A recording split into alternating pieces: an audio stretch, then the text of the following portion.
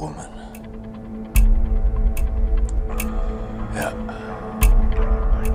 A woman. Oh, I know. Nearly got fucking everything!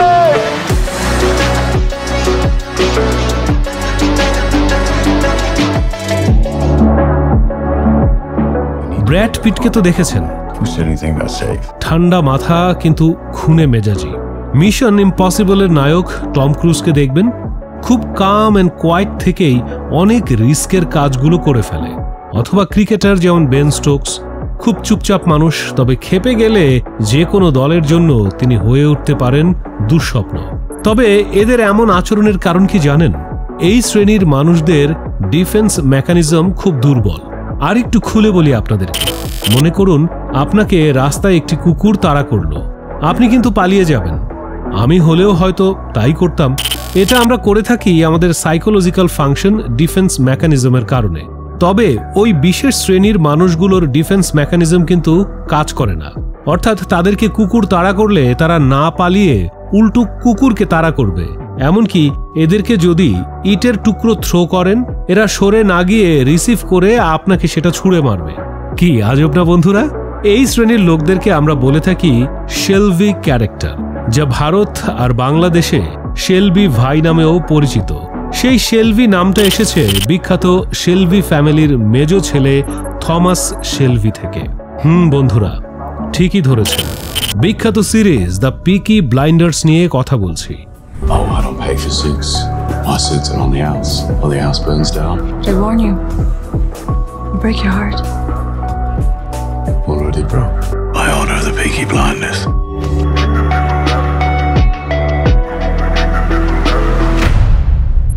1920 সাল।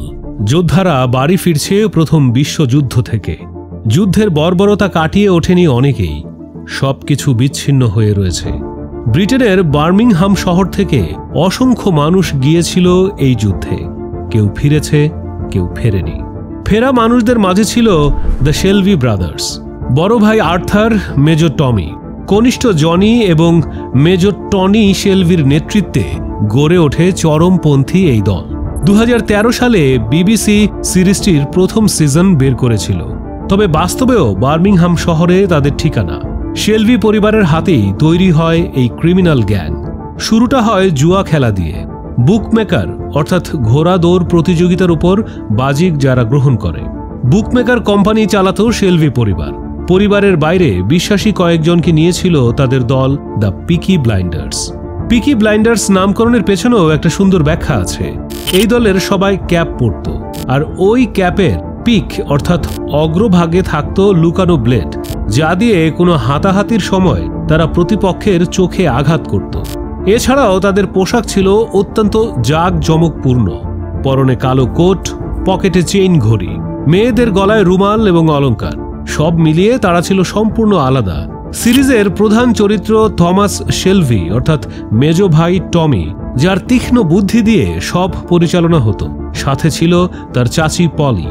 টমির জন্যই তারা বার্মিংহামের সেরা ক্রিমিনাল গ্যাং হিসেবে পরিচিতি পায়। পুলিশ পর্যন্ত ছিল তাদের হাতে। টমি শেলবি তার প্রখর মেধার সাহায্যে প্রতিদ্বন্দ্বীদের অনেক সহজেই ধরাশায়ী করে ফেলত। 1920 সালের পর থেকে তাদের উত্থান শুরু হয়। 1890 সালে তাদের পদচারণার শুরু। দলের বেশিরভাগই ছিল যুবক। মূলত তাদের রাস্তার গুন্ডা হিসেবে আখ্যায়িত করা হতো। বাস্তবে তারা ছিল আরও ভয়াবহ। ডাকাতি, খুন এবং পুলিশের সাথে সংঘর্ষে লিপ্ত হবার মাধ্যমে তাদের নাম চারদিকে ছড়িয়ে পড়ে। বাস্তবে তাদের টুপিতে কোনো ব্লেড ছিল বলে এখন মানা হয় না, কিন্তু তারা প্রতিপক্ষের লোকদের চোখ তুলে অন্ধ করে দিত বলে জানা যায়। এই দলে যাদের নাম পাওয়া যায় তারা হলেন Henry Fowler, Ernest Bayles, Stephen McHickey ও থমাস গিলবার্ট। তৎকালীন ইংল্যান্ডের অন্যান্য গ্যাংস্টার দলগুলোর মতো পিকি ব্লাইন্ডার্স উত্থানের কারণও 19বিংশ শতাব্দীর শিল্প অধ্যুষিত দেশটির দারিদ্র্য এবং অর্থনৈতিক দুরবস্থা। অর্থ কষ্টের কারণে গড়ে ওঠে ছোট ছোট কতগুলো গ্যাং, যার সদস্য ছিল কম বয়সী ছেলেরা। এই অবস্থা বেশি খারাপ ছিল মিডল্যান্ড এবং উত্তর ইংল্যান্ডের বস্তি এলাকাগুলোতে। টাকা এবং চাকরি বাকরির অভাবে পকেট মারা, ছিনতাই সহ বিভিন্ন ছোটখাটো অপরাধকর্ম লেগেই থাকত। দেশের যখন এই অবস্থা, তখন 1890 সালের মার্চে পত্রিকায় আসে এক ব্যক্তির উপর নৃশংস হামলার খবর। বার্মিংহামের স্মল হিথ নামের একটি এলাকায় ঘটে ঘটনাটি, যে ঘটনাটি ঘটিয়েছিল পিকি ব্লাইন্ডার্স। গ্যাংটি ইতোমধ্যে নিজেদের সহিংসতা এবং নৃশংসতার জন্য কুখ্যাত হয়ে উঠেছিল।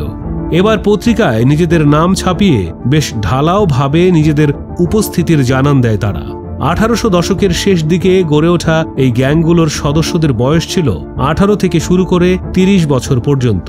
বেশ কিছু গ্যাংয়ের অনেক সদস্য হয়ে উঠেছিল বেশ প্রভাবশালী, যার অনন্য উদাহরণ হল পিকি ব্লাইন্ডার্সের অন্যতম গুরুত্বপূর্ণ সদস্য থমাস গিলবার্ট, যাকে সবাই চেনে কেভিন মুনি নামে।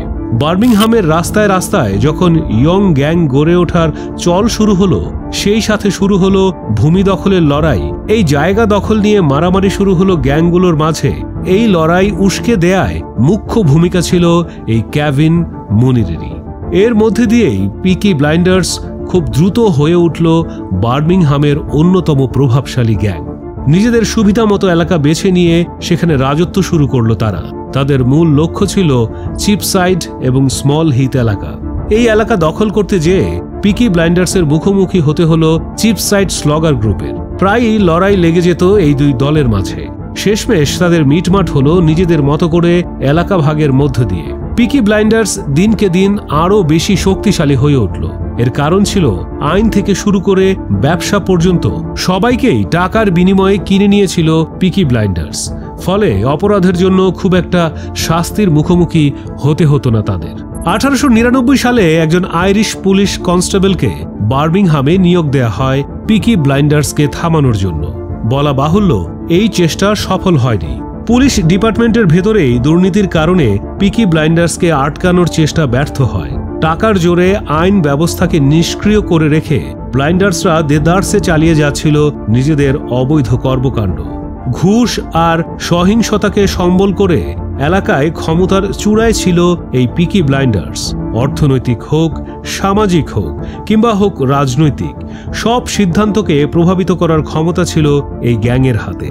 পিকি ব্লাইন্ডার্সেরা যে কেবল ক্ষমতার দিক দিয়েই সেরা ছিল তা কিন্তু নয়, বেশভূষার দিক দিয়েও তারা ছিল অন্যদের চেয়ে আলাদা। মাথায় ফ্ল্যাট হ্যাট, চামড়ার বুট জুতো, ওয়েস্টকোট, আলাদাভাবে সেলাই করা জ্যাকেট ছিল পিকি ব্লাইন্ডার্স দলের সদস্যদের পোশাক। এই বেশভূষার উদ্দেশ্য ছিল তিনটি। প্রথমত, অন্যান্য গ্যাং থেকে নিজেদের আলাদাভাবে চেনানো। দ্বিতীয়ত, আইন যে তাদের হাতের মুঠোয় এটা জনগণকে বোঝানো। কারণ সবার মাঝে আলাদা করা গেলেও পুলিশ পিকি ব্লাইন্ডার্সদের কিছুই করতে পারবে না। ক্ষমতা বাড়তে থাকায় পিকি ব্লাইন্ডার্সরা তাদের অপরাধের পরিধিও আরও বাড়াতে লাগল।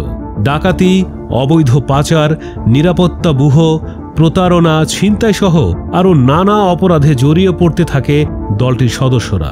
এত ধরনের অপরাধ কর্মকাণ্ডের পরও পুলিশের হাত ছিল বাঁধা। 1904 সালের অক্টোবরে চুরির দায়ে গ্রেফতার হয় হ্যারি ফাউলস, স্টিফেন ম্যাকনিকেল, আর্নেস্ট হাইনস। কিন্তু পুলিশ বেশি দিন তাদের আটকে রাখতে পারেনি। 1 মাসের মাথায় ছাড়া পেয়ে আবারও পুরনো কাজকর্মে জড়িয়ে পড়ে তারা।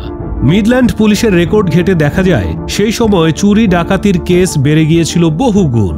13 বছর বয়সী ডেভিড টেইলরের নামে মামলা হয় অস্ত্র বহন করার। পুরো বার্মিংহামকে নিজের আয়ত্তে নিয়ে আসতে থাকে থমাস সেলভি। 20 শতাব্দীর শুরুর দিকে এই অপরাধের প্রবণতা আরও বেড়ে গিয়েছিল। 20 বছর ধরে বার্মিংহামের রাস্তা দাপিয়ে বেড়ানোর পর দলটি নজরে পড়ে দ্য বার্মিংহাম বয়েজ নামের গ্যাংয়ের, যা পিকি ব্লাইন্ডার্স দলটির জন্য সুবিধার ছিল না মোটেও। ঘোর দৌড়ে পিকি ব্লাইন্ডার্সরা নিজেদের ঘাঁটি গাড়তে গেলে তাদের মুখোমুখি হতে হয় বার্মিংহাম বয়েজদের। বিলি কিম্বারের নেতৃত্বে চলা এই গ্যাংটির সাথে তুমুল সংঘর্ষের পর তাদের কাছে বার্মিংহামের দখল হারায় পিকি ব্লাইন্ডার্সরা। তবে অন্যান্য গ্যাংয়ের উত্থানের কারণে যে তারা বিলীন হয়ে গেছে এমনটি নয়। পুলিশি তৎপরতা এবং শাস্তির পরিমাণ আরও বেড়ে যাওয়ার কারণে অনেকেই গ্যাং ছেড়ে চলে যায়। দলের অনেক সদস্যরা পরিবার পরিজন নিয়ে বার্মিংহামের রাস্তা ছেড়ে চলে যায় গ্রামাঞ্চলের দিকে। সময়ের সাথে ধীরে ধীরে বিলীন হয়ে যায় পিকি ব্লাইন্ডার্সের ক্ষমতা। আর এভাবেই শেষ হয়ে যায় এক দুর্ধর্ষ শেলভি পরিবারের ইতিহাস। পরবর্তী সময়ে শেলভিদের আর কোনো হদিস পাওয়া যায়নি, এমনকি তাদের পরবর্তী জেনারেশনের খোঁজও কেউ দিতে পারেনি। শুধু এতটুকু জানা গিয়েছিল যে টমি শেলবি গ্রেস নামের এক নারীর প্রেমে পাগল হয়ে গিয়েছিলেন, আর তাই তো তার ভাই আর্থার বলেছিলেন, Tommy doesn't care about bullets but he dares to face Grace's ice.